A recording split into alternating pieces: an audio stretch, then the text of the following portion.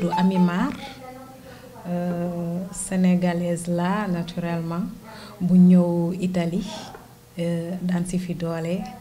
donc di liggéey au niveau du bureau d'appui des Sénégalais de l'extérieur ñu gën koo xam ci turu BASE nag dafa nekk benn institution bi nga xamante ne gouvernement Sénégal moom moo ko xalaat pour taxawal ko pour dimbali askanu Sénégal bi nga xamante ne ñoo nekk Italie jàppale leen ca la nga xamante ne mooy seen wàll liggéey bu ñu bëgg a taxawal Sénégal muy investissement donc lu tax loolu idée bi dafa nekk loo xamante ne gouvernement Sénégal dafa taxawal ay agence ay structure yoo xamante ne yu bari yoo xamante ne ñi ngi Sénégal ñenn ñi ci wàllu mbay bi ñenn ñi ci wàllu sàmm bi maanaam ñu koy wax ay structure technique ñenn ñi nekk ay structure financière nga xamante ne seen activité mooy di jàppale sénégalais yi pour ñi nga xamante ne am nañ volonté taxawal seen liggéeyu bopp ñu jàppale leen ba liggéey boobu mun a antu donc ci xalaat boobu noonu ak ci structure yooyu nekkee Sénégal ci la direction des Sénégalais de l'extérieur bi nga xamante ne moom moo boot mbooleem sénégalais bu génn Sénégal pour dem bitim réew xalaat ne sénégalais yi nekk bitim réew tamit am nañ wàll ci structure yooyu nekk Sénégal donc ci loolu la amee idée taxawal bureau boo xamante ne nii en fait mooy nekk Milan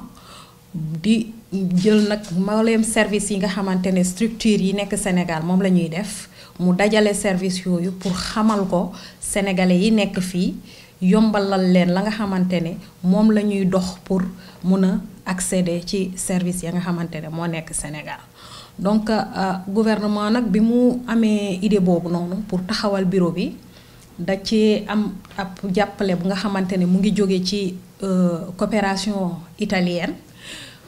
am ci lëkkaloo ci ak OIM bi nga xamante ne moom mooy coordonner action activités yi nga xamante ne moom la bureau bi di def lëkkaloo ci ak commune de Milan bi nga xamante ne tey local yi nga xamante ne bureau bi fi la nekk ñoom ñoo ko joxe ak yeneen jàppale yi nga xamante ne ñi ngi koy def ci biir donc ñooñu ñoo lëkkaloo seeni doole pour taxawal bureau bi vraiment pour jàppale sénégalais yi pour ñu mun a yombal seen possibilité investissement au niveau du Sénégal. Base bi comme ni ma ko waxee ci sama introduction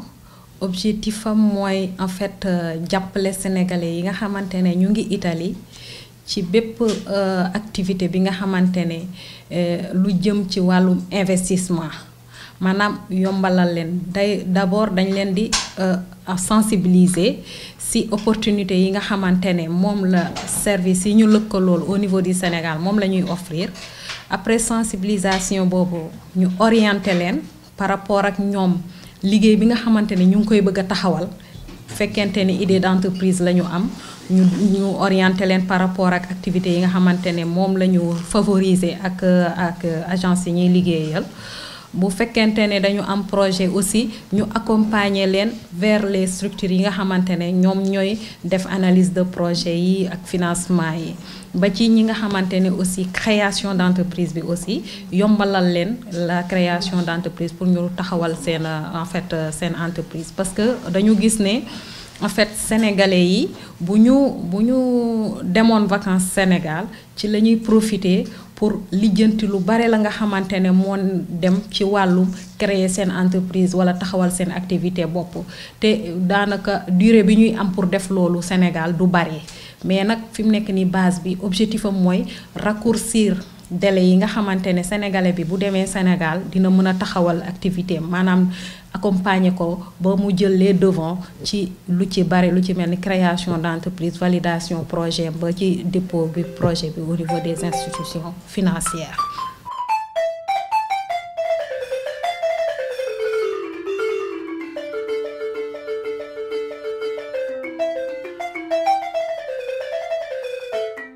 yéen a ngi ci biir base bi donc man c'est Amath Diop donc un Sénégalais de l'Italie ñëw fii yàlla def ñu nekk ci base bi di liggéey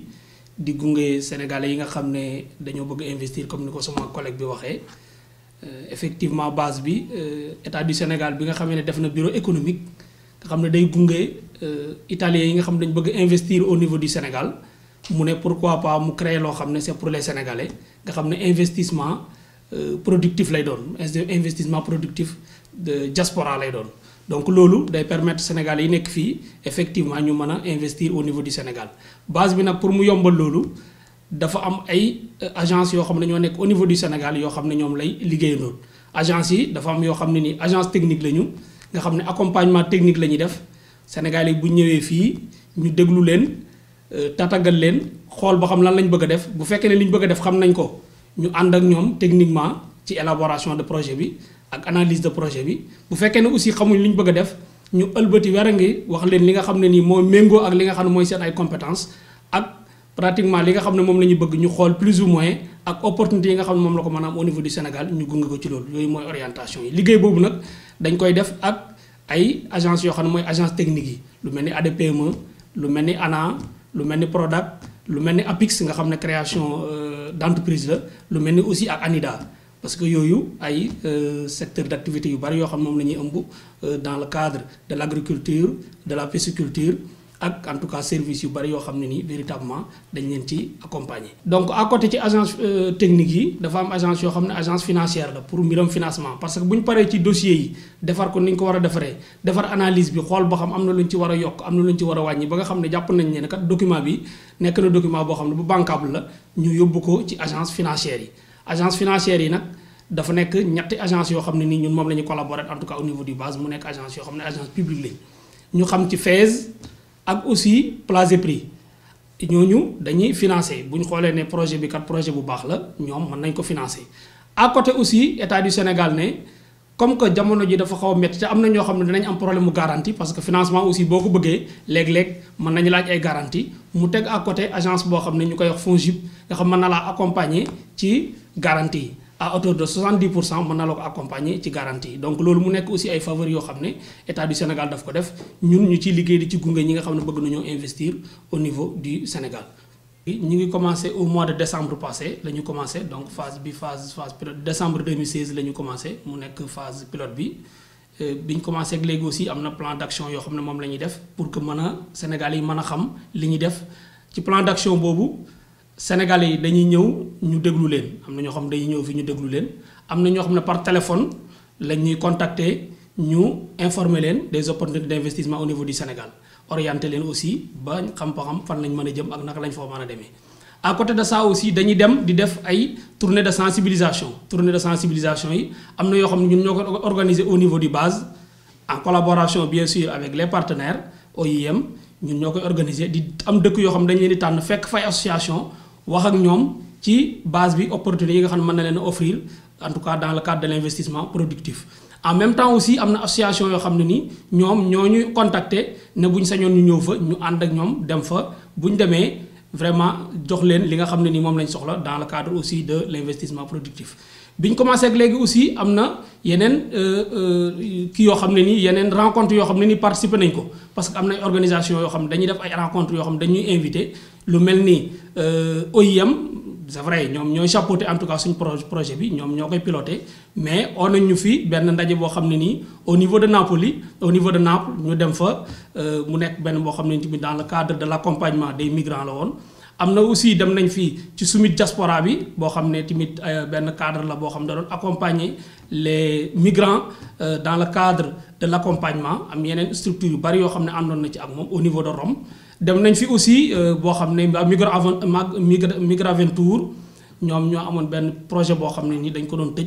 ñu demoon fa en tant que base nga xam ne ci cadre boobu la ñu nekk ñu demoon fa aussi ànd ak ñoom ci liggéey bi pour dire que véritablement boobu ba léegi am na lu bari loo xam ne def nañ ko dans le cadre de la sensibilisation. ba ñu xoolee nag véritablement sensibilisation yi mën nañ ne plus de 450 personnes yoo xam ne nii c'est des Sénégalais sensibiliser nañ leen. Donc dans le cadre de notre travail ñu xam ne ñoom kon Sénégal lii moo leen fay xaar bu ñu bëgg a investir fii lañu bëgg a mën a dem. leneen li aussi mooy par rapport au projet parce que Sénégal yi aussi xool nañ ñi nga xam ne ñoo fi ñëw en tout cas ñi nga xam ne ñoom lañu accompagner ba ñu commencé ba léegi ñu ci gën a bari dans le secteur de l'agriculture en son sens large moom la ñuy ëpp lu ñu bëgg ku leen ko financer. loolu nag am na loo xam ne moom moo koy motiver. Pourquoi? Parce que bon ñu ci bari peut-être formation bi wala spécificité yi taxu kaa bari noonu mais terewul quand même ñu ngi ciy jéem a jàpp pour jëm leen accompagner ci loolu. Boobaak léegi aussi am na ñoo xam ne nii aussi accompagnement bi nga xam ne moom la ñuy def en rapport avec nos partenaires les agences au niveau du Sénégal aussi presque mën nañ ne lu tolloog 25 dossiers mi ngi ci biir circuit bi ñu ngi ciy travailler ak ñoom. Ci biir aussi financement bi am na ñoo xam ne quand même financé guñ leen mais jege nañu parce que ci seen biir am na si ñaar ñoo xam ne kenn ki au niveau de FONGIP jox nañ ko lettre de confort mettre ko en rapport avec une banque am na koo xam ne tamit bon pratiquement li des pour ñu mettre ko en rapport avec une banque aussi li ci des bareetul donc foofu am nañ fa yaakaar. Dëkk yi ñu dem nag dëkk yu bari la pratiquement bi ñu commencé ak léegi dëkk yu bari def nañ fa ay tournées te yooyu yëpp ça rentre dans le cadre de la sensibilisation te jàpp nañ ne daal véritablement base bi war na gën a jegewaat les Sénégalais pour que li nga xam ne aussi moom la ñu mbébét dans le cadre du retour ñu man ko am. Li nga xam ne aussi dafa jar a leeral mooy base bi du financé loolu aussi na ko les Sénégalais xam du financé li muy def mooy ni ñu ko waxee day orienté. Di accompagner di informer des opportunités d'investissement au niveau du Sénégal loolu pour jegeel effectivement comme li ko collègue bi waxee jegeel agence yi ak ñi nga xam ne dañoo nekk fii nga xam ne du jar di jóge fii di dem ba Sénégal donc mu nekk un pont entre cette diaspora là ak le Sénégal les opportunités d'investissement au niveau du Sénégal en grosso modo daal donc base bi loolu moom mooy ses missions ses objectifs. Ak li nga xam ne nii bon réalisé gum nañ ko quand même plus ou moins ci durant phase bi nga xam ne ni ci lañ nekk. C'est positif dans la mesure où Sénégalais yi xam nañ ne léegi am nañ benn jumtuwaay boo xam ne mën na leen a permettre ñu xam li am Sénégal li leen fay xaar parce que dans un premier temps aussi loolu daf ci am solo li leen di xaar ñu xam ko xam ne lii moo leen di xaar bu ñu demee lii aussi bu ñu bëggee investir ci fii la ñuy jaar loolu je pense que c'est déjà un pas en avant. Loo xam ne nii véritablement buñ ci stoppé yàlla mun na def l'État du Sénégal li mu bëgg accompagner ses fils yi nekk au niveau du Sénégal ak yi nekk au niveau de la diaspora véritablement ñu am gain de cause donc daal loolu léegi moo nekk les objectifs ak véritablement les opportunités di base au niveau voilà dans le cadre de notre travail.